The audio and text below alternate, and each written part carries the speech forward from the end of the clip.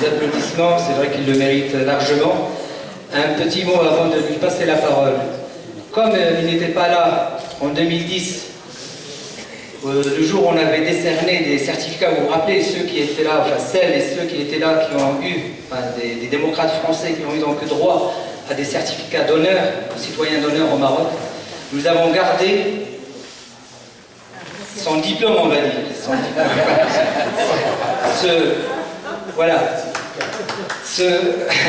Ce certificat d'honneur, je demande à Saïd de lui donner son... auquel donc il avait droit en 2010. On l'avait gardé.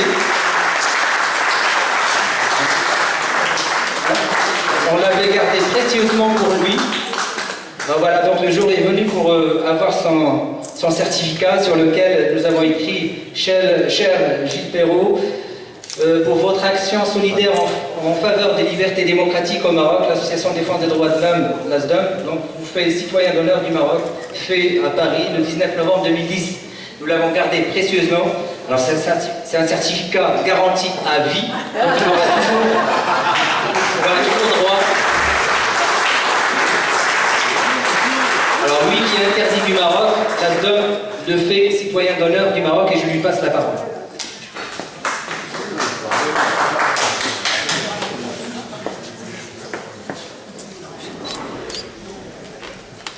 Oui, bonsoir à tous. En somme, j'ai mes papiers maintenant. Peut-être que je pourrais retourner quand même. Écoutez, merci à tous, bien sûr.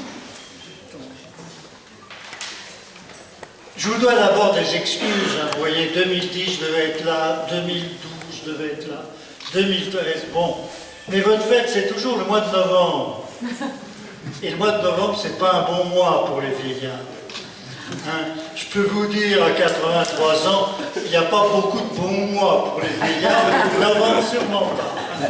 Novembre sûrement pas. Alors voilà, beaucoup de regrets et beaucoup de joie d'être avec vous ce soir, hein, de revoir de vieux amis, toujours solides au poste, hélas, puisqu'il y a toujours ce combat mené. Franchement, tu évoquais ce livre, Ayad, mais comment ne pas évoquer à son propos, à propos de ce livre, celle qui nous a quittés et qui a joué un rôle tellement essentiel, qui a été le guide de ma plume pendant l'écriture de ce livre, qui a été qui étaient mes archives, mes fiches de renseignements, car elle connaissait tout du Maroc et du combat des Marocains. Je parle évidemment de notre chère Christine Serfati.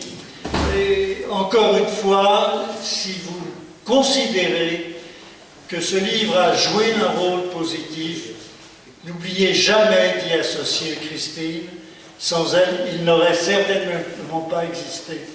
Car je ne me serais pas risqué à écrire un livre sans posséder toutes les données qu'elle possède.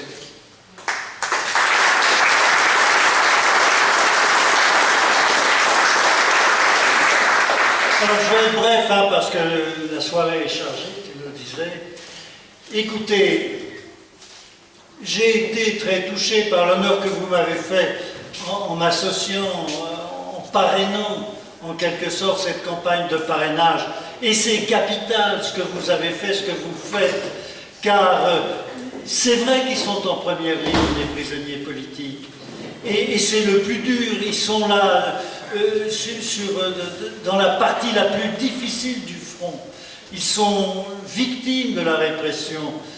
Le pire, c'est le sentiment de solitude et de savoir qu'on s'occupe d'eux, qu'on s'intéresse à eux, qu'on les défend ailleurs, même loin. C'est capital pour eux et pour leur famille. Donc il faut poursuivre cette campagne, il faut la mener à bien, il faut encore l'élargir, puisque le combat continue.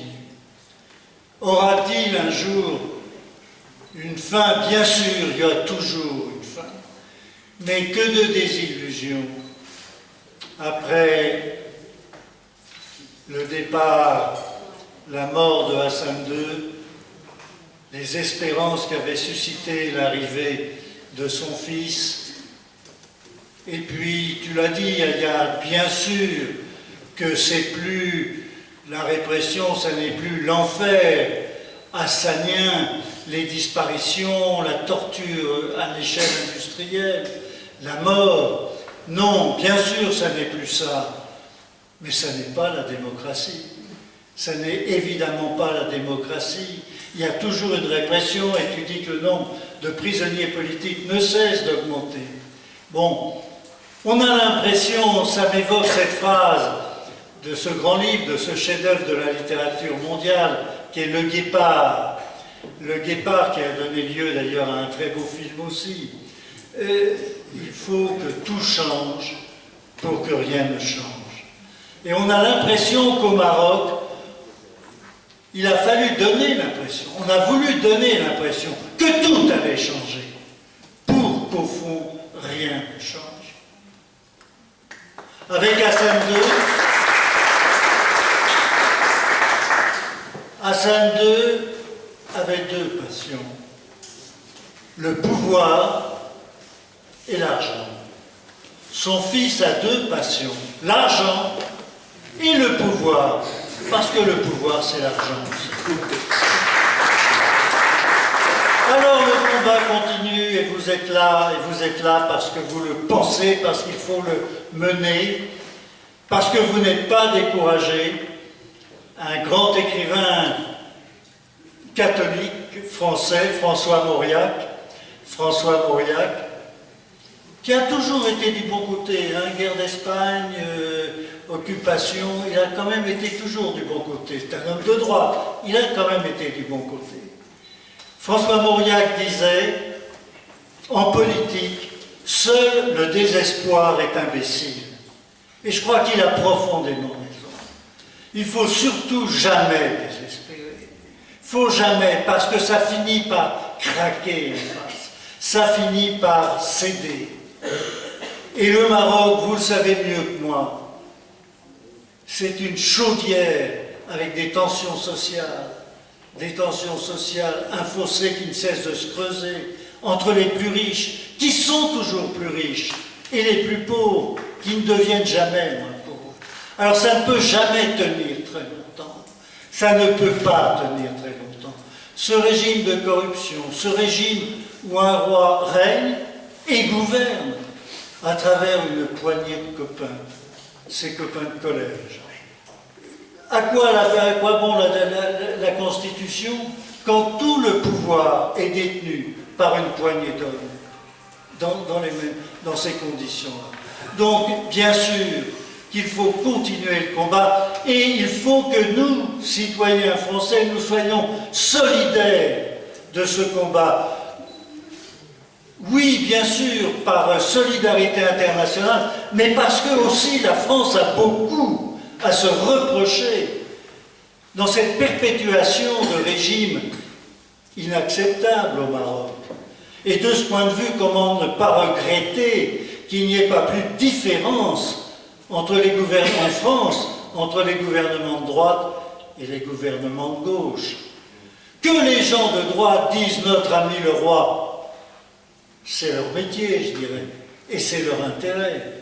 Mais que des gouvernements de gauche disent à peu près la même chose, notre ami le roi, et ne s'élèvent pas contre les dépassements, contre les outrages portés aux droits de l'homme au Maroc, ça n'est pas acceptable. Je dirais, je ne vais pas faire l'éloge de Hassan II, vous en seriez surpris si je faisais cet éloge, mais je dirais que Hassan II, lui, quand même, il n'aurait pas eu le culot d'organiser un forum des droits de l'homme à Marrakech. Ça, il n'aurait pas réussi. Voilà, chers amis, j'avais dit que je serais bref, mais on est toujours trop long. Merci pour votre accueil. Merci de nous admettre à vos côtés dans ce combat pour la démocratie et pour la liberté. Et on continue.